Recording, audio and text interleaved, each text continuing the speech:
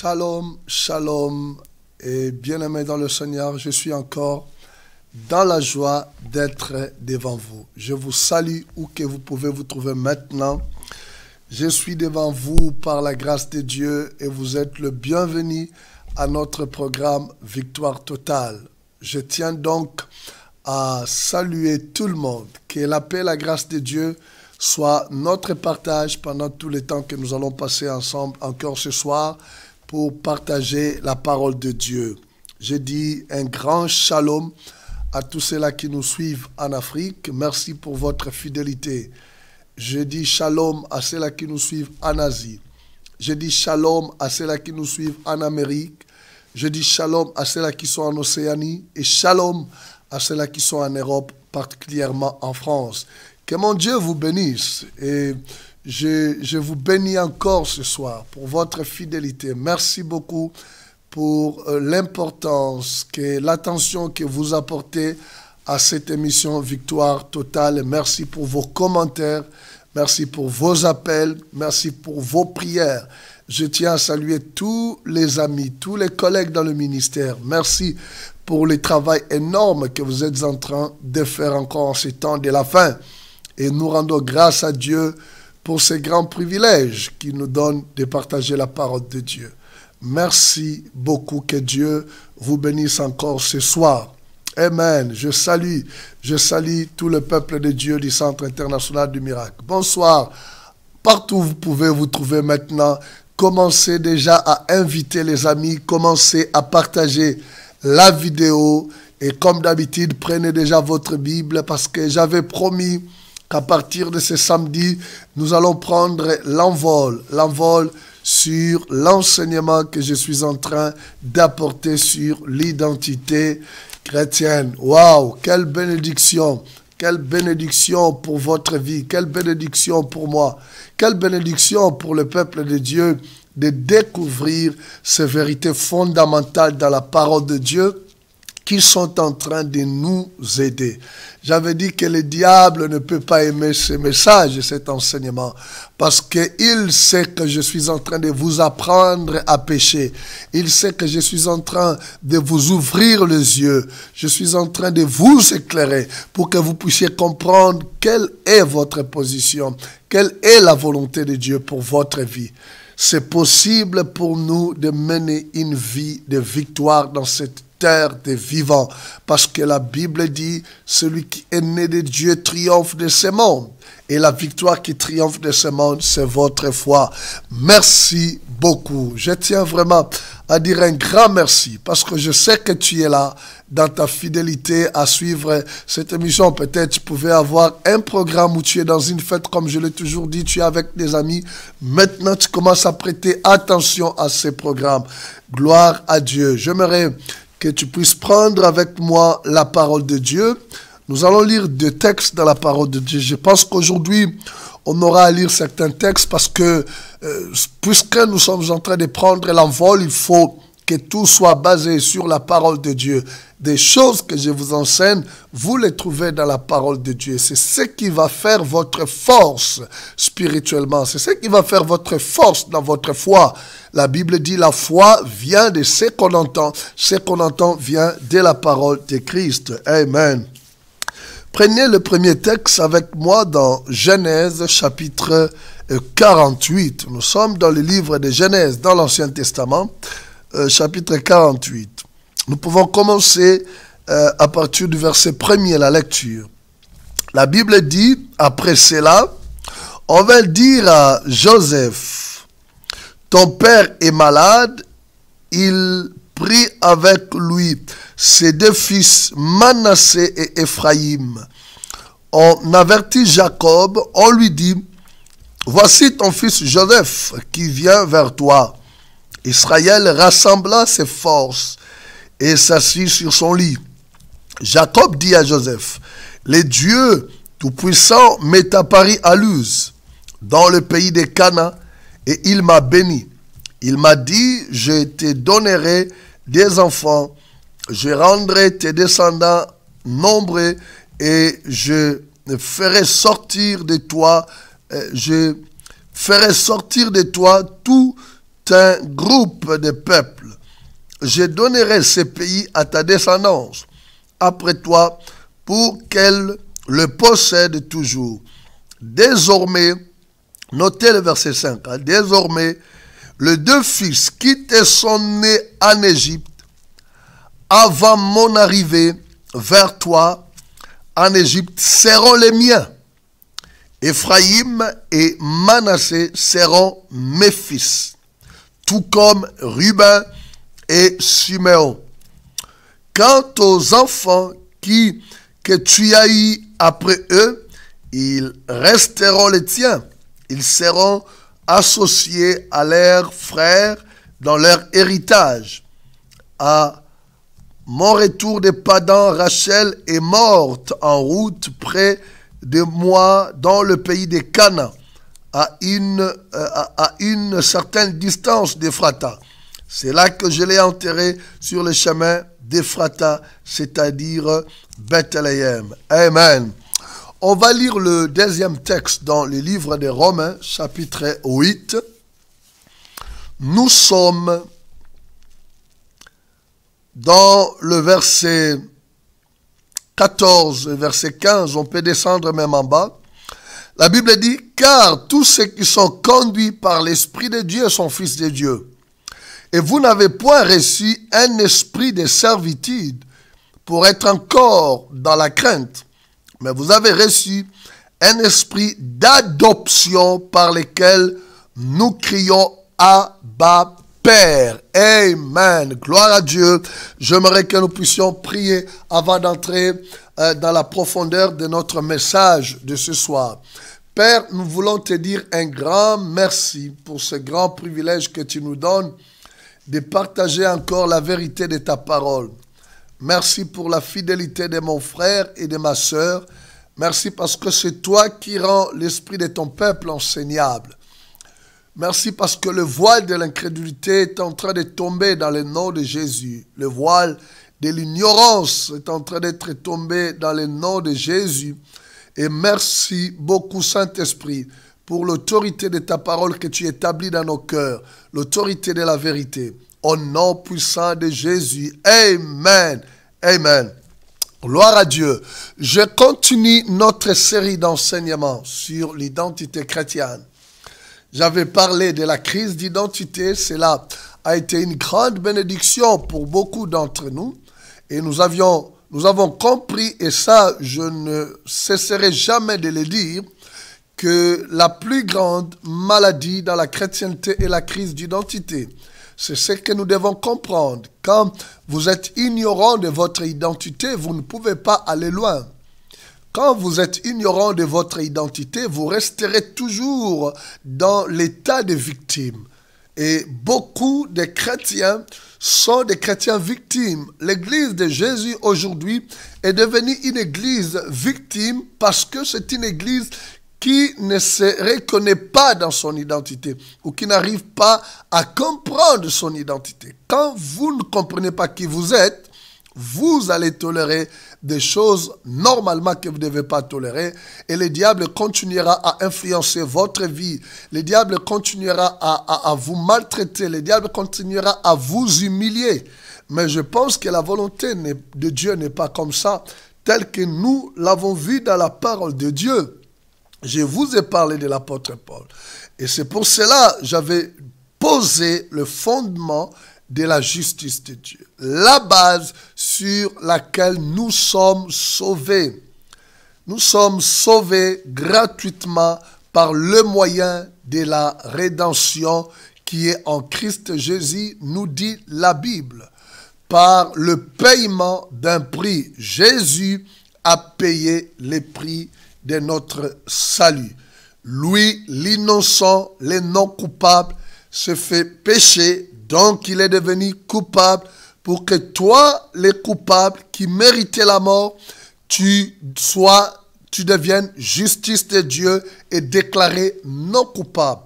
Jésus a payé le prix pour te donner les droits légaux de te présenter devant Dieu sans les sentiments de culpabilité et d'infériorité. Ainsi, nous qui autrefois étaient déclarés injustes, mais quand nous donnons notre vie à Jésus, nous sommes déclarés justes. Dieu nous considère comme des hommes et des femmes qui n'ont jamais péché. Il a complètement oublié tous nos péchés.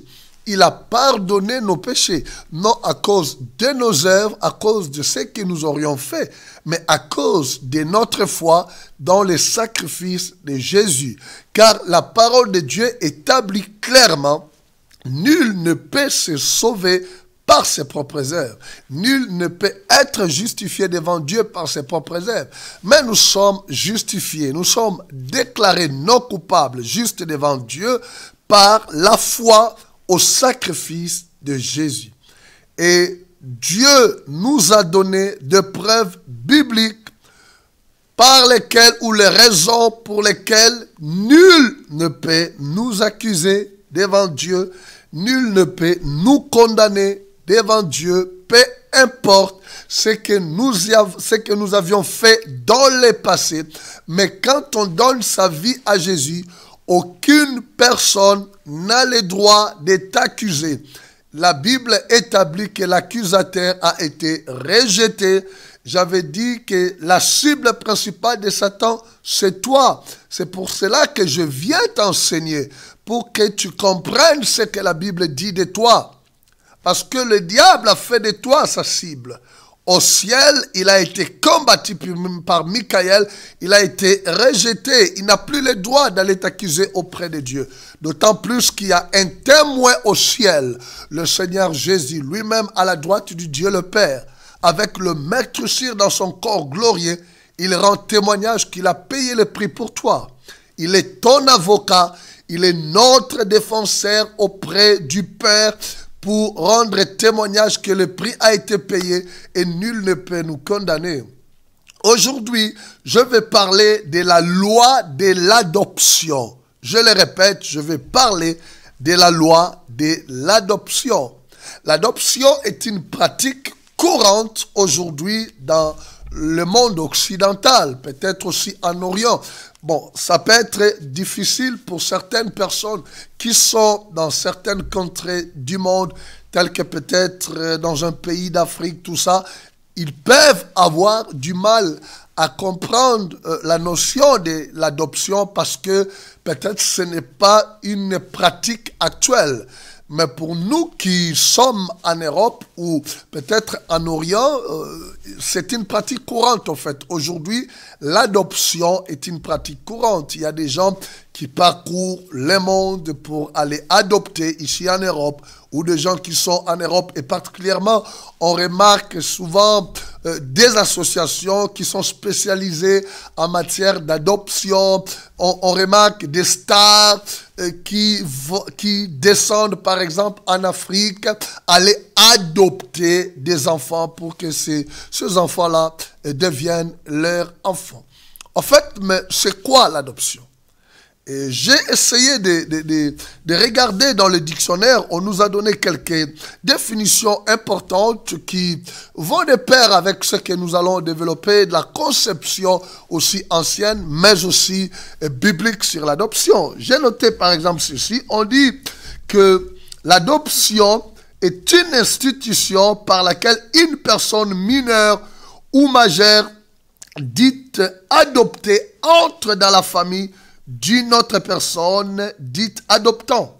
Et une autre définition dit, adopter, c'est donner à quelqu'un les rangs et les droits de fils ou de fille. Ça, j'aime cette définition. C'est-à-dire, on donne à quelqu'un les rangs et les droits d'être appelé fils ou fille. Je pense que c'est une bonne définition que je peux retenir parce que ça va de pair avec ce que la Bible enseigne. Une autre définition dit, une institution par laquelle un lien de famille ou de filiation est créé entre l'adopté, généralement un enfant, et l'adoptant qui devient parent, qui ne sont pas ses parents logique. Alors, c'est quoi en fait l'adoption? Quand on parle de l'adoption, comme je l'ai dit, c'est tout simplement une institution par laquelle on donne à quelqu'un les droits ou les rangs et les droits d'être appelé fils ou fille d'une personne qui n'est pas son père biologique. Et cette pratique qui est appliquée ou pratiquée aujourd'hui, nous les trouvons aussi dans la Bible. C'est une pratique ancienne. C'est pour cela que nous avons lu les livres de Genèse. La première personne à adopter, c'était Joseph. Joseph qui fit fils d'Isaac, la parole de Dieu dit dans Genèse chapitre 48, quand Joseph est allé en Égypte, parce que son fils Joseph s'est trouvé, Jacob plutôt est allé en Égypte, parce que son fils Joseph s'est trouvé en Égypte, et que Dieu l'avait élevé dans ce pays. Il était devenu la deuxième personnalité de ce pays. Et ceux-là qui lisent la Bible savent très bien que Jacob avait porté le deuil de son fils qu'il aimait beaucoup. Et pour lui, il avait cousu une tunique multicouleur. Et c'était vraiment le fils bien-aimé de Joseph, parce que Joseph était fils de Rachel. Et nous savons que pour avoir Joseph, ce n'était pas facile. Mais Dieu a fait grâce. Le miracle de la fécondité s'est manifesté dans la vie de cette famille. Et ce fils qui pour lui était mort, mais Dieu l'avait projeté ou l'avait envoyé en Égypte afin que ce qu'il lui avait promis puisse s'accomplir. Et quand cela s'est réalisé, Joseph s'est retrouvé avec ses frères. Il a invité son père à venir en Égypte. Quand Joseph arrive, Jacob arrive en Égypte, il commence à vivre. Et avant de mourir, la Bible dit que Joseph est allé visiter son père. Et pendant que son père était en train de parler avec Joseph, il appela ses deux fils qui étaient Manassé et Ephraïm. Il dit à Joseph, ces deux fils, tu les haïs avant que moi je vienne en Égypte. Et il dit, à partir d'aujourd'hui, ils deviennent mes fils. Ephraïm et Manassé étaient petits-fils de Joseph. Donc leur père biologique n'était pas Jacob, mais c'était Joseph. Jacob dit, je vais les adopter pour qu'ils deviennent mes fils, au même droit que Ruben et Siméon. Et ils auront droit au même héritage qu'eux. Donc, quand on parle de l'adoption, nous comprenons quelque chose de très important. Ephraïm et Manassé étaient fils biologiques de qui? De Joseph. Jacob était leur grand-père.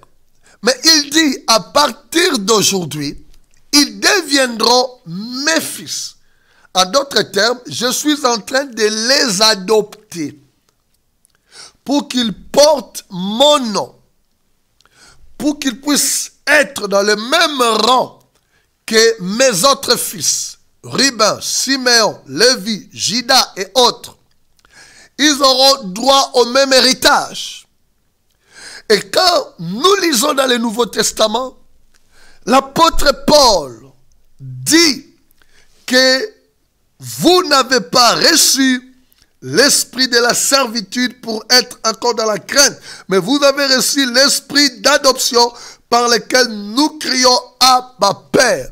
En d'autres termes, quand vous recevez Jésus-Christ dans votre vie, peu importe votre appartenance à une famille biologique. Je ne sais quelle famille, moi j'appartiens à la famille Mayuba, je ne sais pas si toi tu appartiens à quelle famille. Mais dès l'instant où tu reçois Jésus dans ta vie, dès l'instant où Dieu te déclare juste devant lui, tu es complètement adopté dans la famille de Dieu. Tu deviens donc enfant de Dieu. C'est pour cela la Bible dit, à tous ceux-là qui l'ont reçu, il leur donne le pouvoir de devenir enfants de Dieu. C'est ce que la Bible dit dans Jean chapitre 1er, le verset 12. La Bible dit à tous ceux-là qui l'ont reçu. Qui ont reçu qui? Jésus. Qui ont reçu qui? La parole leur donne le droit légal de devenir un enfant de Dieu. Donc, toi qui me regardes, si tu as reçu Jésus dans ta vie, la Bible dit, Dieu t'a donné un esprit d'adoption. Pas un esprit de la servitude, mais la Bible dit un esprit d'adoption par lequel tu peux appeler Dieu Père. Or, autrefois, tu ne pouvais pas l'appeler ton Père. Tu pouvais l'appeler tout simplement Dieu.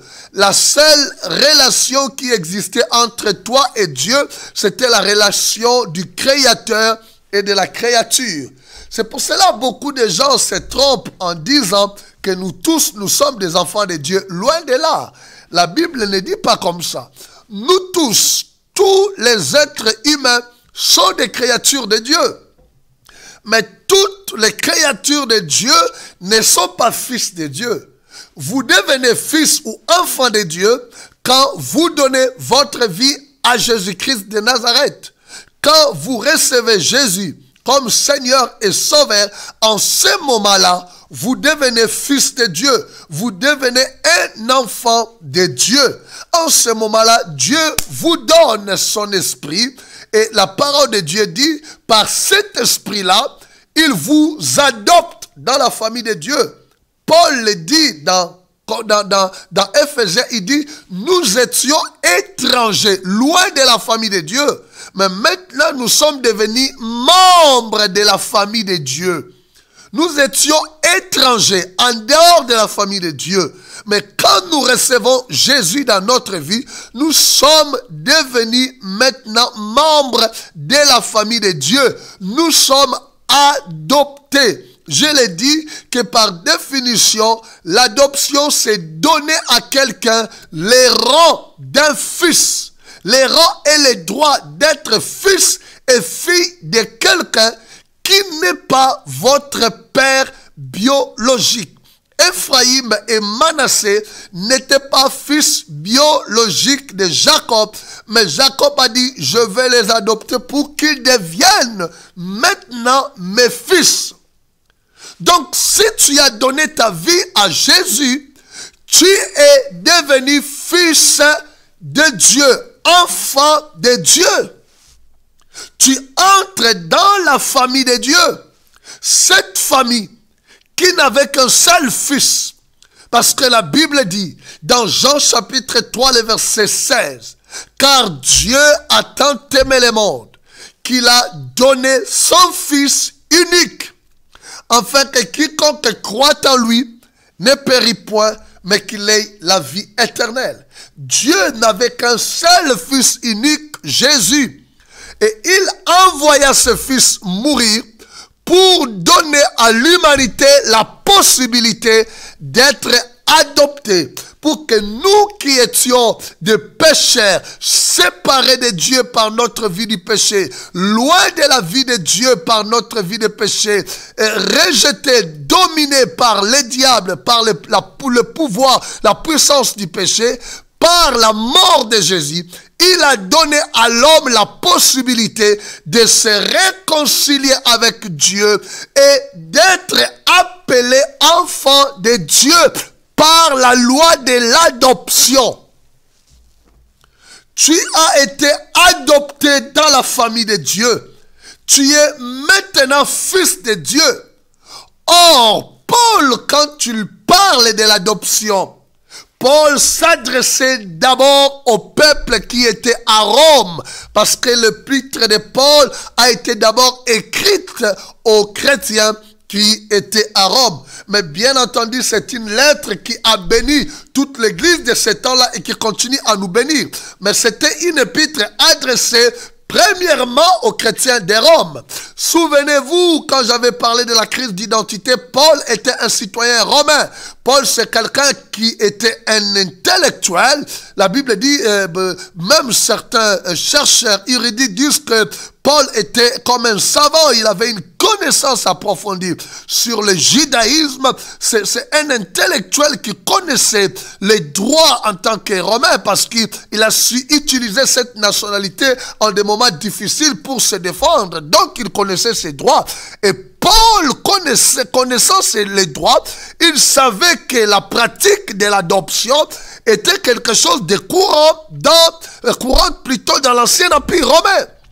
Donc, Paul juif, se référant de l'Ancien Testament, savait qu'en Israël ou dans la loi judaïque, l'adoption était une pratique courante parce que Jacob l'a pratiquée depuis les temps anciens, mais étant aussi citoyen romain, s'adressant aux chrétiens qui étaient à Rome, où l'adoption était une pratique courante comme de nos jours aujourd'hui, Paul savait que c'était en fait une façon de leur expliquer qu'est-ce qui était arrivé dans leur vie. Il voulait leur faire comprendre que même si vous êtes des païens, même si vous n'êtes pas des juifs, mais quand vous avez reçu Jésus dans votre vie, vous avez été adoptés. Vous êtes maintenant enfants de Dieu. Parce que Dieu vous a donné un esprit d'adoption. Donc, vous n'avez plus besoin d'avoir la peur en vous. Vous n'avez pas reçu l'esprit de la servitude. Mais vous avez reçu l'esprit d'adoption. Donc, vous ne devez plus avoir peur. Vous devez vous considérer comme des enfants de Dieu, parce que Dieu vous a adopté. C'est vrai, il n'est pas votre père biologique. C'est vrai, il n'est pas, ou peut-être vous n'êtes pas son fils biologique. Il n'avait qu'un seul fils unique. Mais ce fils a été envoyé sur la terre. Il a payé le prix. Il est mort pour nous sur la croix, pour nous donner la possibilité, nous aussi, d'être appelés enfants de Dieu. C'est magnifique de saisir cette révélation dans votre vie. Quand vous comprenez cela, Paul avait compris que les chrétiens de Rome avaient peut-être peur, peut-être ils se voyaient marginalisés, ils ne se considéraient pas comme étant des enfants de Dieu. Peut-être ils se disaient, bon, nous ne sommes pas des juifs, nous n'avons pas peut-être, c'est vrai, Moïse n'est peut-être pas notre prophète, ou Abraham n'est pas, ou nous ne sommes pas de la lignée d'Abraham par le sang. Ils pouvaient avoir plusieurs raisons de s'inquiéter, mais Paul voulait les rassurer. Non, bien-aimés dans le Seigneur, quand vous donnez votre vie à Jésus, sachez-le que vous devez vous considérer comme étant des enfants de Dieu. Parce que la Bible dit à tous ceux-là qui l'ont reçu, elle leur donne le pouvoir de devenir enfants de Dieu. C'est la Bible qui le dit. Ça te donne le pouvoir, qui que tu sois, à tous ceux-là qui l'ont reçu, juifs ou païens, congolais, français, russes, américains, qui que vous pouvez être, à n'importe quel coin du monde, si vous donnez votre vie à Jésus, la parole de Dieu vous donne le droit légal. Parce que l'adoption est une institution légale. C'est-à-dire, il y a des papiers qui sont signés à partir d'aujourd'hui. Nous voyons aujourd'hui à la télévision, il n'y a pas longtemps, j'ai regardé à la télévision une star, Madonna, qui est allée adopter des enfants, je crois bien dans un pays de l'Afrique. Mais il y a des procédures légales. Il y a des procédures légales et il y a des formalités à remplir, des papiers à signer. J'ai une bonne nouvelle à t'annoncer. Les procédures légales ont été accomplies. Les procédures légales ont été respectées parce que le prix a été déjà payé. Jésus a payé le prix. Jésus t'a justifié. Le le jour où tu as donné ta vie à Jésus, tu as été justifié et Dieu te considère comme étant son fils. Tu entres dans les droits et tu entres dans les rangs de fils de Dieu. Dieu au ciel dit aux anges, regardez mon fils, regardez ma fille, parce que tu es appelé fils de Dieu. Oh, c'est magnifique ça. Gloire à Dieu, gloire à Jésus. Bien-aimé dans le Seigneur, aucun des anges a reçu le privilège d'être appelé fils de Dieu. C'est pour cela le diable est jaloux contre toi. Il te jalouse parce que lui qui fut un grand archange dans la présence de Dieu, lui qui avait une grande responsabilité dans la présence de Dieu, il n'a jamais été créé à l'image et selon la ressemblance de Dieu. Il n'a jamais reçu, bien-aimé, ce privilège d'être élevé dans les rangs de fils.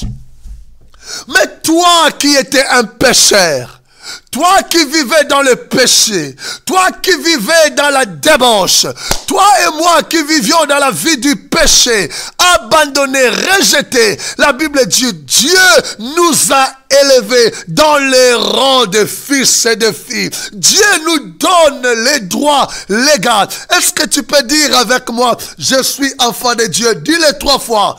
Je suis enfant de Dieu. Encore. Je suis enfant de Dieu. Encore. Je suis enfant de Dieu. Au nom puissant de Jésus. Tu es un enfant de Dieu. Dieu t'a élevé dans les rangs de fils. On t'élève dans les rangs. C'est-à-dire que tu ne méritais pas être appelé fils de Dieu ou enfant de Dieu parce que nous étions des pécheurs. Nous étions loin de la vie de Dieu. Personne ne pouvait encore imaginer ces choses, ni toi ni moi. Mais Dieu nous donne les pouvoirs, les droits légaux par pouvoir, c'est-à-dire les droits légaux. Quand on parle de la légalité, on parle de la légalité dans le domaine spirituel, c'est-à-dire et le monde des anges, et le monde des démons, et Dieu et le diable savent qu'une personne qui reçoit Jésus devient automatiquement enfant de Dieu. C'est quelque chose de légal.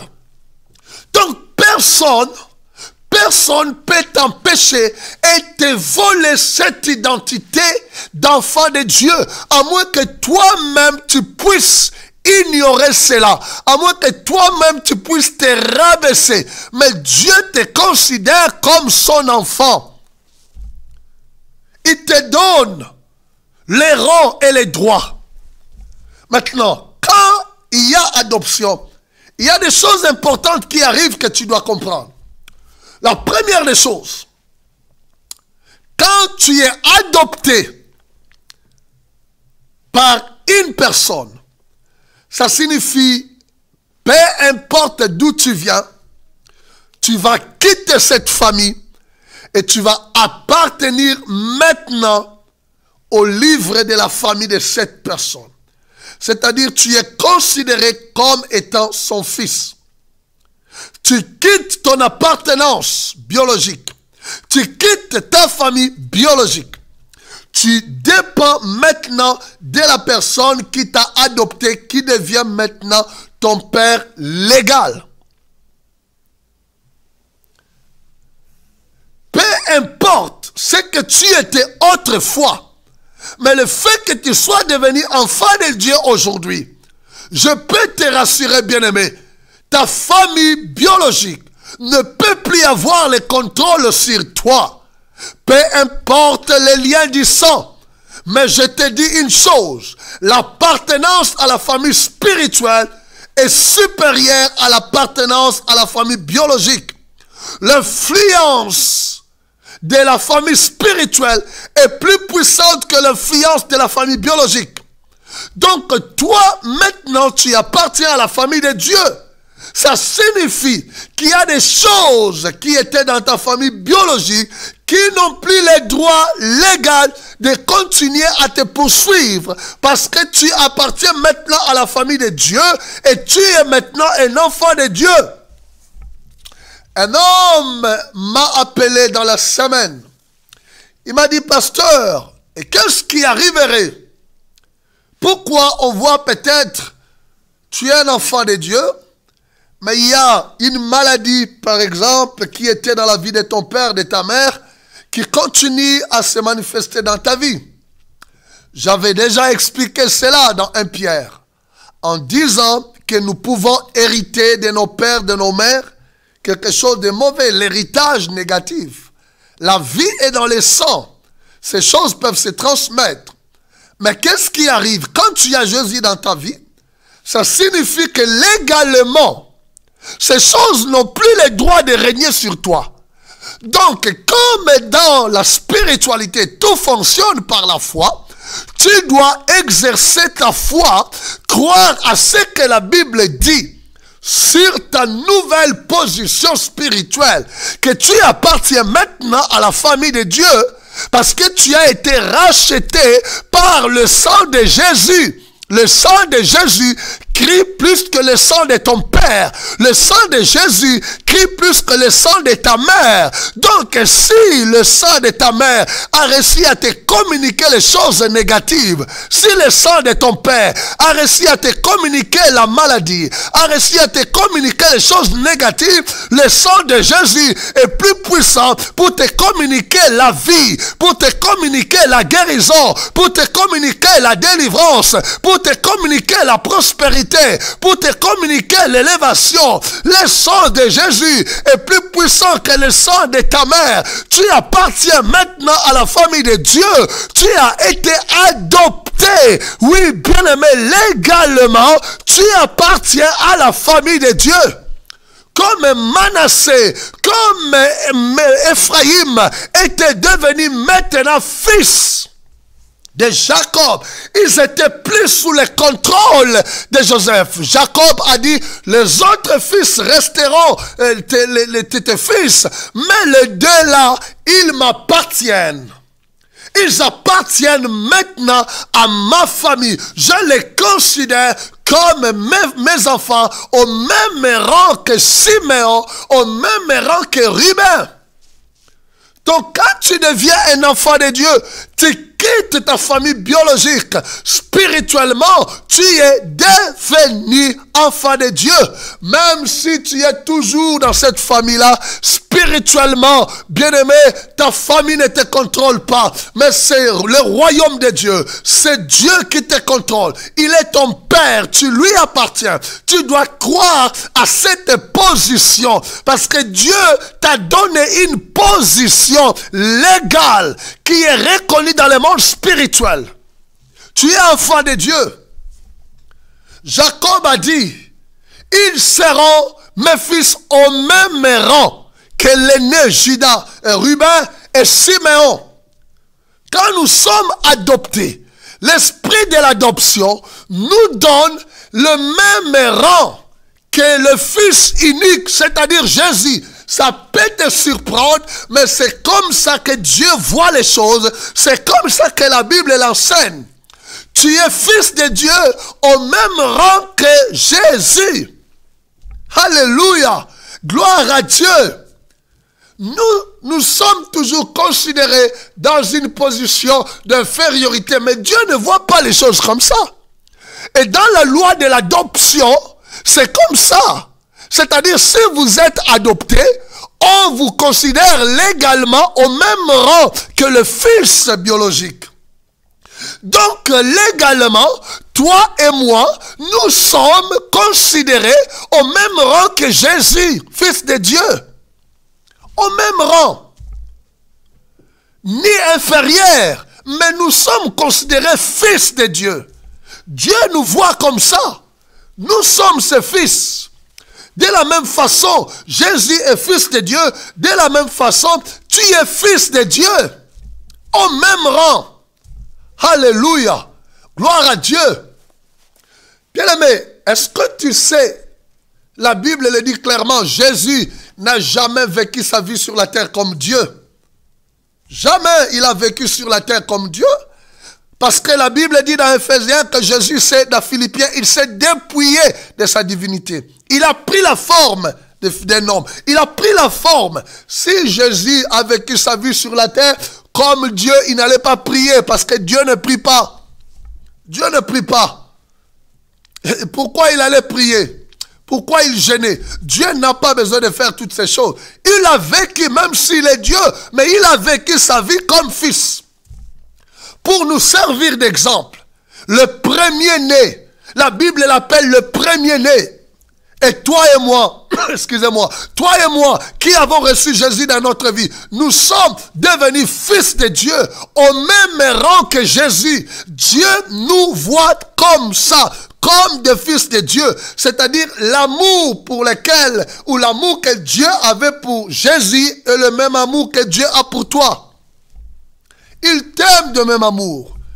Il n'y a pas d'acception auprès de Dieu. Dieu nous aime du même amour. Il n'y a pas de favoritisme. Il te considère comme son fils. Tu dois te voir comme ça. Je suis enfant de Dieu, au même rang que Jésus. Troisième chose. Tu portes les noms maintenant de ton père adoptif.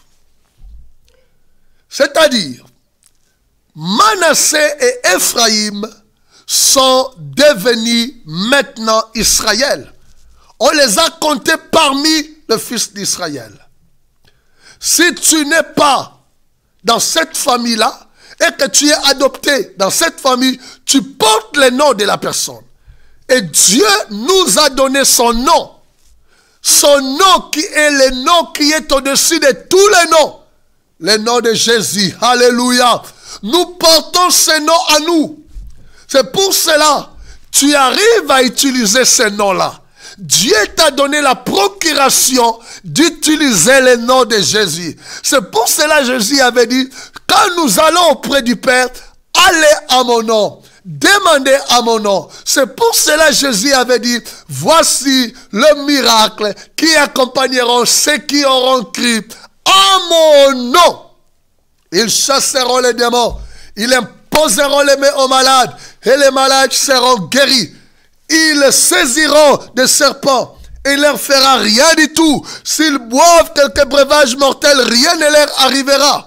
C'est la parole de Dieu. Dieu nous a donné son nom, le nom de Jésus. Nous avons la procuration, le mandat d'utiliser ce nom en tout moment de notre vie. Dans n'importe quelle circonstance de notre vie, nous pouvons utiliser ce nom. L'apôtre Pierre a dit quelque part, oh, nous sommes persécutés. Oui, à cause de ce nom que nous portons. Si le diable nous combat parce que nous ne lui appartenons plus, parce que nous appartenons maintenant à la famille de Dieu, et il nous combat à cause du nom de Jésus que nous portons, que tu portes, quel privilège! Je te conseillerais, toi qui es en train de me suivre ce soir, si tu n'as jamais donné ta vie à Jésus, l'opportunité t'est donnée ce soir de donner ta vie à Jésus. Quelle bénédiction d'être appelé enfant de Dieu. Quelle bénédiction d'être considéré au même rang que Jésus-Christ de Nazareth. Par l'adoption, bien-aimé, Dieu nous considère comme Jésus. Il nous donne son nom que nous portons partout où nous pouvons aller. Quatrième vérité sur l'adoption. L'héritage. Quand tu es adopté, Jacob a dit, tes deux fils que je considère au même rang, qui sont devenus mes fils, qui ont le même rang que leurs frères, c'est-à-dire Ruben et Siméon, auront part au même héritage. Et vous remarquerez dans la suite des temps que ces deux fils ont reçu l'héritage au même rang que les autres fils de Jacob. Cela est très important. La Bible dit que nous sommes héritiers du royaume de Dieu. En qualité de qui sommes-nous héritiers? En qualité de fils. Parce que tu ne peux pas être héritier sans être un fils légal. C'est pour cela, vous allez remarquer, il y a des fois un parent qui meurt et que peut-être il a eu d'autres fils biologiques. Mais en ce qui concerne le partage de l'héritage, on dit souvent, mais est-ce que dans son testament, est-ce que les noms de tous ses fils se trouveraient à l'intérieur? Est-ce qu'ils ont droit à l'héritage? Le problème de l'héritage pose toujours un problème après le décès d'un parent. Mais la Bible dit ici que tout enfant de Dieu, c'est-à-dire celui qui a été adopté par Dieu, est considéré comme héritier du royaume de Dieu. Retournons dans Romains chapitre 8. On va lire le verset 16. Non, le verset 17. 16, 17. Allons-y. L'Esprit lui-même rend témoignage à notre esprit que nous sommes enfants de Dieu. J'aime ça. L'Esprit de Dieu rend témoignage à mon esprit que je suis enfant de Dieu. Quand tu donnes ta vie à Jésus, tu sais quand est-ce que tu as donné ta vie à Jésus. L'Esprit rendra témoignage à ton esprit que personne ne vienne te voler ça. Ni le diable, ni qui que ce soit, parce que tu sais que tu es un enfant de Dieu. Le verset 17. Or, si nous sommes enfants, nous sommes automatiquement héritiers. Donc, pour être héritier, il faut d'abord être enfant. Pour être enfant, il faut recevoir Jésus comme Seigneur et Sauveur. Il faut être justifié. C'est pour cela que j'avais commencé par vous enseigner sur la justification. Donc maintenant que la base a été déjà établie, je peux prendre mon envol sur mon identité en tant qu'enfant de Dieu. Parce que la fondation est établie. Peu importe, bien-aimé, vous ne pouvez pas bâtir. Vous ne pouvez pas bâtir une habitation solide si vous n'avez pas une bonne fondation. Non. Paul a dit, j'ai posé une fondation, pas une autre, que personne d'autre vienne poser une autre. Et la fondation que j'ai posée, c'est savoir Jésus. C'est-à-dire reconnaître Jésus, rencontrer Jésus. C'est lui la fondation. Être justifié par Jésus. Quand vous êtes justifié par lui, vous êtes sur une fondation stable, inébranlable. Là, vous pouvez maintenant monter, prendre l'envol. Vous êtes un enfant de Dieu. Parce que l'Esprit rend témoignage à ton esprit que tu es un enfant de Dieu. Et la Bible dit, puisque tu es enfant, tu es héritier. Il y a un héritage. Oh, je reviendrai sur ça.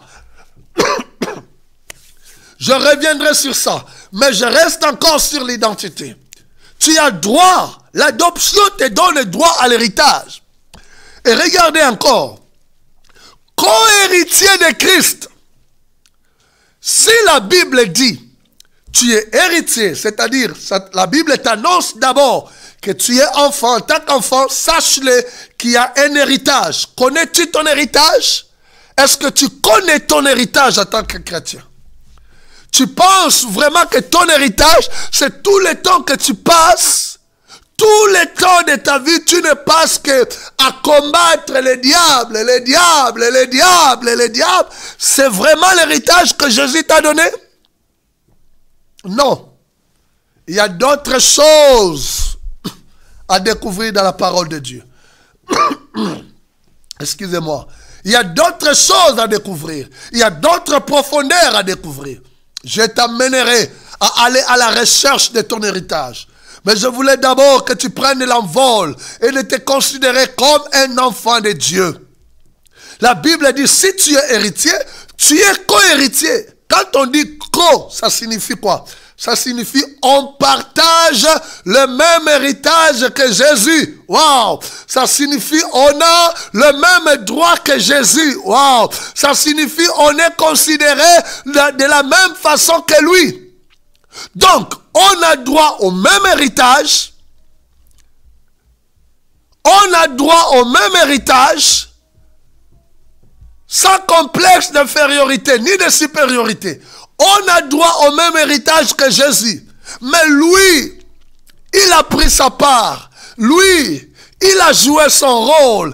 Il nous a démontré pendant qu'il était sur la terre comment un enfant de Dieu doit vivre. Jésus n'était pas victime. Jésus n'était pas victime des sorciers. Jésus n'était pas victime de la maladie. Jésus n'était pas victime de la pauvreté. Jésus gouvernait. Jésus dominait. Il parlait avec autorité. Il enseignait avec autorité. Il marchait dans la victoire. Il avait la tête haute. Jésus avait la domination sur le diable. Quand Jésus arrivait quelque part, les démons obéissaient. Les démons fuyaient. Ils avaient peur de lui. Mais qu'en est-il de toi en tant qu'enfant de Dieu? La Bible dit tu partages le même héritage. Spirituellement, tu as droit de régner. Tu as droit à la victoire. Tu as droit à la bonne santé. Tu as droit à la prospérité. Parce que tu es enfant de Dieu. Parce que tu as été adopté. Tu as reçu l'esprit d'adoption. Tu as le même héritage que Jésus. Il nous sert de modèle. Il nous sert d'exemple. Lis les évangiles. Lis Matthieu, lis Jean, lis Luc, lis Marc, tu comprendras comment Jésus a vécu. Et quel était même dans les actes des apôtres, la vie de premier disciple, de la première église. C'est une église triomphante, c'est une église de victoire, c'est une église qui dominait. Est-ce que ça signifie que nous ne serons pas combattus? Est-ce que ça signifie que les problèmes ne viendront pas? Les problèmes viendront, la tribulation viendra, la persécution viendra, mais la Bible dit, celui qui est né de Dieu triomphe du monde, et la victoire qui triomphe du monde, c'est votre foi. Or, la foi vient de ce qu'on entend. Ce qu'on entend vient de la parole de Dieu. Mais la parole de Dieu te dit quoi? La parole de Dieu te dit, si tu as reçu le témoignage dans ton esprit que tu es enfant de Dieu, tu es héritier du royaume de Dieu. Si tu es héritier du royaume de Dieu, tu es co-héritier de Christ. Donc tu partages le même héritage que Jésus. Le même héritage que Jésus.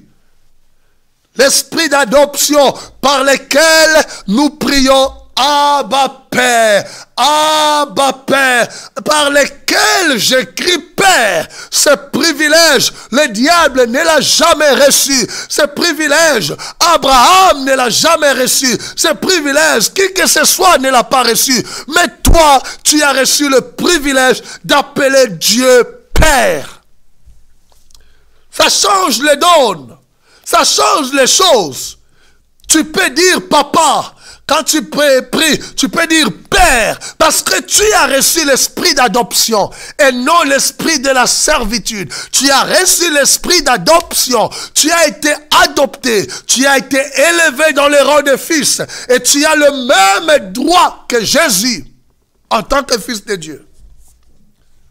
Tu as le même droit. Tu es enfant de Dieu. Tu dois te voir comme ça. C'est la Bible qui l'enseigne.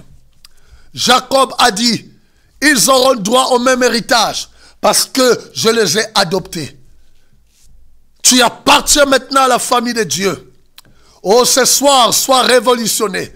Regarde bien ta vie. Il y a encore des choses de ta famille biologique, des choses négatives que tu as héritées qui continuent à détruire ta vie, qui continuent, bien-aimé, à te combattre, à te suivre. Tu peux les arrêter au nom de Jésus. Tu peux arrêter cela parce qu'ils n'ont plus le contrôle spirituel sur toi. Mais c'est Dieu maintenant. Tu es devenu maintenant un enfant de Dieu. Dieu te considère dans le même rang que Jésus. C'est le même amour qu'il a eu pour son fils Jésus. Et le même amour qu'il a pour toi. Tu as droit à l'héritage de Dieu. Au même rang que Jésus. La Bible dit nous sommes co-héritiers. C'est-à-dire héritiers avec Jésus. C'est-à-dire nous avons droit au même héritage. il n'y a pas deux, trois, le même héritage. Jésus nous a donné l'exemple, comment on doit vivre notre héritage. Toi aussi, tu peux vivre comme lui, parce qu'il est le premier-né pour nous servir de modèle. La Bible dit, soyez les imitateurs de Dieu. Jésus marchait dans la victoire comme un enfant de Dieu. Tu peux marcher dans la victoire comme un enfant de Dieu. La victoire sur la maladie, la victoire sur la pauvreté, la victoire sur toutes ces choses. Parce que Jésus est mort pour ça. Tu es établi sur la bonne fondation qui est Christ. Ne t'appuie pas sur tes œuvres, ne t'appuie pas sur la religion, ne t'appuie pas sur toi-même, mais appuie-toi sur ce que Jésus a fait sur la croix. Et la Bible dit, la parole que tu as reçue t'a donné les droits de devenir enfant de Dieu, les droits légaux qui est connu dans le monde spirituel, dans le monde des démons, dans le monde des anges. Le diable le sait, Dieu le sait, c'est toi peut-être qui le disait peut-être comme un slogan, mais ce n'est pas un slogan, c'est une réalité spirituelle et tu dois te voir comme ça. Dans tes droits, la loi de l'adoption, tu es un enfant de Dieu. Légalement, tu as le droit de te considérer comme un enfant de Dieu. Alléluia. Je suis arrivé à la fin de mon message aujourd'hui sur la loi de l'adoption. À partir d'aujourd'hui, j'avais dit que nous prenons l'envol. C'était très important que je t'enseigne ces choses. Tu dois te voir tel que Dieu te voit. Des choses qui nous arrivent parce que nous ne sondons pas la parole de Dieu. Parce que nous ne regardons pas ce que la Bible enseigne. Nous nous sommes fait des idées. Le diable nous empêche de regarder à la Bible. Le diable nous empêche de découvrir notre identité dans la Bible. Mais tu es un enfant de Dieu. Tu dois connaître tes droits. Dieu t'a élevé dans les rangs et les droits des fils ou des filles de Dieu. Considère-toi comme ça. Cela est très important. Tu es héritier du royaume de Dieu, co-héritier. Dieu t'aime comme il a aimé Jésus. Peu importe la vie passée que tu avais, Dieu t'aime beaucoup. Il a encore de l'amour pour toi. Il dit dans Ésaïe, les montagnes peuvent s'éloigner, les collines peuvent chanceler, mais mon amour envers toi ne chancelera jamais. Dieu t'aime beaucoup, même si les hommes ne t'aiment pas, même si les gens de ce monde ne t'aiment pas, mais Dieu t'aime beaucoup. Tu comptes pour lui, tu es très important pour lui, tu as de la valeur pour lui, même si tu étais le seul pécheur dans ce monde et que tout le reste était de juste, Jésus allait toujours venir mourir pour toi, car il est dit, car Dieu a tant aimé le monde, car Dieu t'a tant aimé qu'il a donné son Fils unique afin que tu croies en lui et que toi aussi tu deviennes son fils. Quel privilège! Je ne suis pas fils de Dieu parce que je vais à l'église, mais parce que j'ai donné ma vie à Jésus. C'est magnifique de découvrir ces choses, c'est magnifique de réaliser cela et de confesser cela. Que Dieu vous bénisse pour cette soirée. La semaine prochaine, je vous enseignerai encore sur d'autres facettes de notre identité. C'est un enseignement qui va nous prendre plusieurs week-ends. Je veux vraiment que ces choses puissent s'établir en nous. Je sais que les écailles sont en train de tomber. Voilà pourquoi je dis que c'est un message que le diable n'aime pas. Parce que ça te révolutionne. Ça t'élève dans ces rangs-là. Tu te vois à ce niveau-là comme Dieu te voit. Et ça change tout. Que Dieu te bénisse. Gloire soit rendue à Dieu. Aujourd'hui, j'aimerais prier pour toi. J'aimerais prier pour ceux-là qui n'ont pas encore reçu Jésus. Leur donner la possibilité de devenir aussi enfants de Dieu. Oui, ce soir, nous allons prendre autorité sur ces choses-là qui n'ont plus le droit légal de rester dans notre vie. Mais comme tout fonctionne avec la foi dans les domaines spirituels, je dois croire à la parole de Dieu, exercer ma foi. Or, la foi, c'est la certitude des choses qu'on espère et la démonstration des choses qu'on ne voit pas. Donc, je dois croire que ces choses n'ont plus le droit. Même si après quelque temps, tu vois encore ces choses, toi, tu dois déclarer ta guérison, ta délivrance. Et ça partira parce que c'est une loi spirituelle. Tu vas prier avec moi maintenant. Je commencerai à prier d'abord pour ceux-là qui n'ont pas encore reçu Jésus dans leur vie. Regarde-moi. Ce soir, tu peux avoir ce privilège comme moi d'être appelé enfant de Dieu. Tout simplement en donnant ta vie à Jésus. Dites avec moi, Seigneur Jésus, je te remercie pour ta présence. Ce soir, je te reçois comme mon Seigneur et mon Sauveur. Pardonne mes péchés. Et merci pour ton sang qui a été versé pour moi. Merci Jésus, parce que dès ce soir, je suis devenu enfant de Dieu. Merci pour ces privilèges. Au nom de Jésus, Amen. Je veux maintenant que nous puissions prier ensemble. Je ne sais pas quel est cet héritage négatif que tu as hérité du sang de ton père, de ta mère. Le sang de Jésus crie plus que le sang de ton père, crie plus que le sang de ta mère. Ce soir, tu peux recevoir ta délivrance au nom de Jésus. Je ne connais pas ce qui est en train de te déranger. Maintenant, je vais prier. Père, au nom de Jésus, tu as dit dans ta parole que ce n'est ni par de l'or, par de l'argent, que nous sommes délivrés de la vaine manière que nous avons hérité de nos pères, mais par le sang précieux de Jésus. Par la puissance de ce sang, je viens arrêter toute influence négative, tout héritage négatif, des caractères, des maladies dans la vie de mon frère, dans la vie de ma sœur, par les liens du sang, au nom puissant de Jésus-Christ de Nazareth. Je proclame la guérison et la délivrance dans leur corps. Dans le nom de Jésus, Amen, Amen. Gloire à Dieu. Merci pour votre fidélité. Merci de nous avoir prêté votre attention.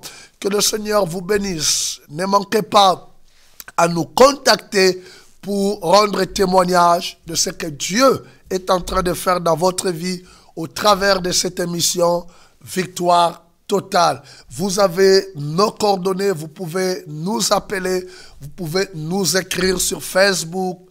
Mon adresse mail, mon adresse sur Facebook, c'est Nicolas Mayouba. Vous pouvez me contacter, vous pouvez nous envoyer les invitations. Peut-être on n'est pas des amis, ou vous pouvez vous connecter sur la page Facebook de notre église CIM. Ça, c'est la page Facebook de notre église, parce que ça se passe en direct sur EPV TV, sur ma page Facebook et la page Facebook de notre église. Et vous pouvez vous joindre à nous si vous êtes dans l'Île-de-France tous les dimanches, 9h30 à midi au Centre international de miracles. Nous sommes au 102 rue de la Convention à La Courneuve. Et dans la semaine, tout le mercredi, nous sommes là de 18h30 à 20h30. Vous pouvez aussi nous appeler pour la prière au téléphone. Vous pouvez venir sur place pour des conseils, pour la prière, pour vos problèmes. Je me dispose vraiment à vous écouter et à prier avec vous. Et je dis un grand shalom à l'église Corps de Christ. Demain, passez des bons moments dans la présence de Dieu. Que Dieu bénisse toutes les activités qui sont en train de se passer en Île-de-France ou à travers le monde, plein d'onction et de visitations de la part de Dieu. Et à tous les membres du Centre international de miracles, vous savez que demain, nous terminons notre programme de jeûne et prière de 3 jours avec un culte spécial dès la rentrée de 9h30 où nous prierons pour nos enfants, pour la rentrée scolaire. Nous prierons pour le travail, pour tous les aspects de notre vie. Donc soyez ponctuels parce que nous devons prendre le temps de prier pour tout le monde. Soyez bénis. Je dis encore paix et grâce de Dieu vous soit multipliée de la part du Seigneur et de ma part. Shalom, shalom. À nous revoir le samedi prochain. Que Dieu vous bénisse à la même heure, 21h30. Soyez bénis.